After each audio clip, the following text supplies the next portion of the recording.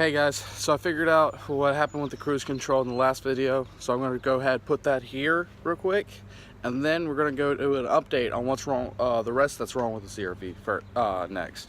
Alright guys, so got it fully working, it's good to go, button this part up, but did the wires. My main thing was the wires that you remember in the last video I didn't get them pinned correctly. Well, I kept working on it. I was getting kind of irritated that I did this stuff and my cruise doesn't work. Like, I could have got an aftermarket steering wheel if I didn't want a cruise or like anything else. So yeah, I've been messing with it all day and I figured it out. I was kind of right on the how they come out straight. I figured out from the old harness that they aren't fully straight either. I thought they were.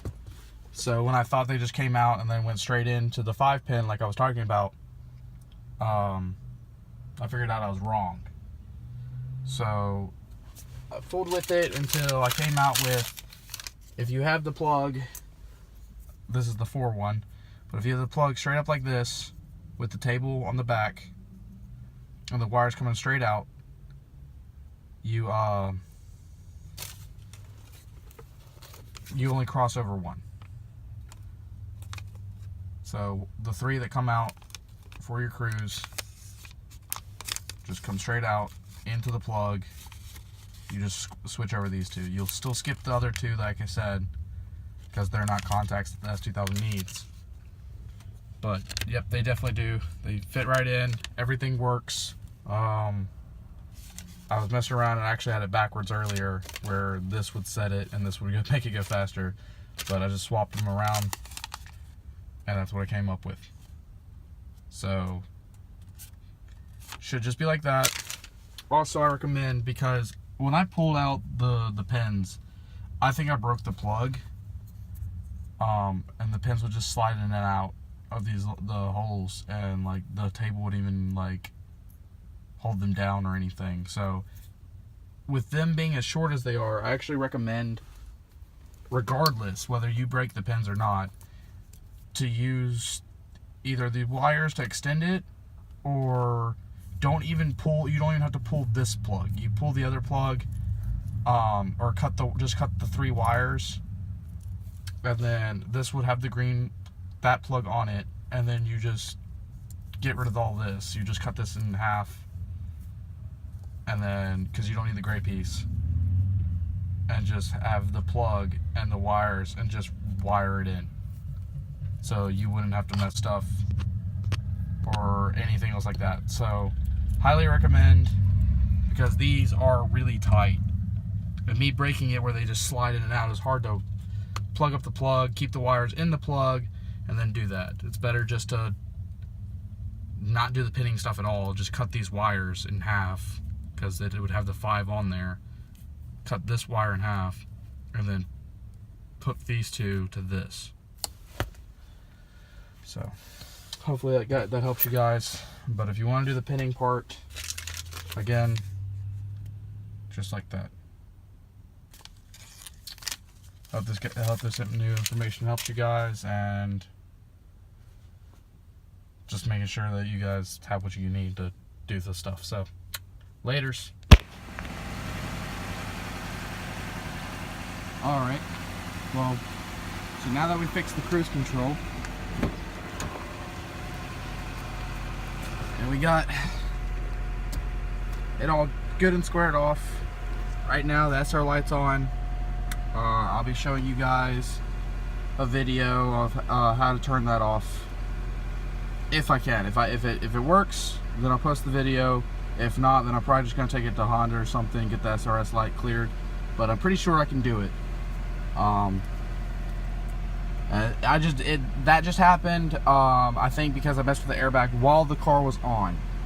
If you have the car shut off, negative battery disconnected and everything, and you do all of this, because the first time I did stuff before I started messing with the cruise control, it didn't come on.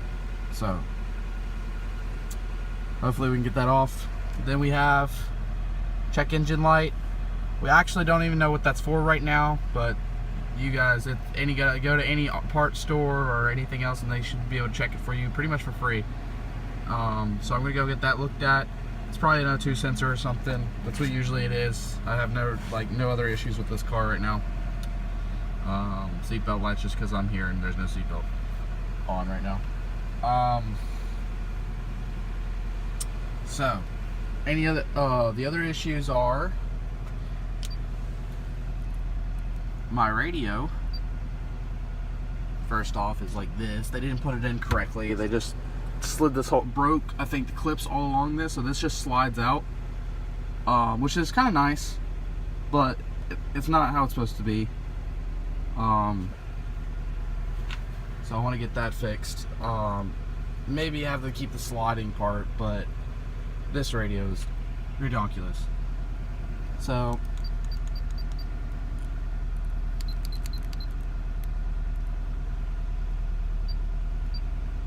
okay, so that's what I mean by this. Also, the radios doesn't work properly. It's the wiring's messed up. So like sometimes it doesn't want to work, sometimes it will work. As of right now, I wish I could show you, but when it does work, the back speakers work, but these don't, unless you have the door all the way open. If you have it closed, the speakers turn off, and that's because I was messing with the wires here, and they'll actually cut on and off as I mess with them there. So we have some broken lines in there. So on another video we can see if we can fix that. And then the only other issues with the car, this window switch doesn't work. For this window, I can turn it off, or I can lower it and raise it from this one. Mine doesn't work, so I can't lower and raise my window at all, which really sucks. That's the first switch that I care about. And then my lock button. But again, all of these could go from that one right there. And then we'll have to figure out what's wrong with that. Maybe it's on that as well, because the speaker of that does the exact same thing. So door jamb wires, most likely. Something with the radio. Then we have, I want to clean up this wire right here. Pretty sure it's for my fog lights that somebody installed, which aren't bad.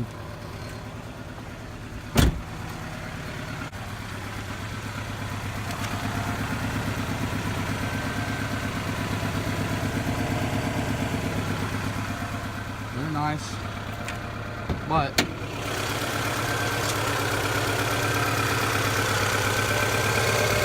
HIDs, and I just have boxes and wires just chilling out, as well as those were for the amps and stuff. I gotta run it because I haven't ran her in a week. But yeah, I want to clean up all the wires, fix the lights on the dash, and my rear shoe's locked up. So if you go on my Instagram, my last post has to do with those, because I got everything for him, because I'm not playing that today. Speakers turned on. There's a wiring issue again, so the speakers also make noise. Check this out.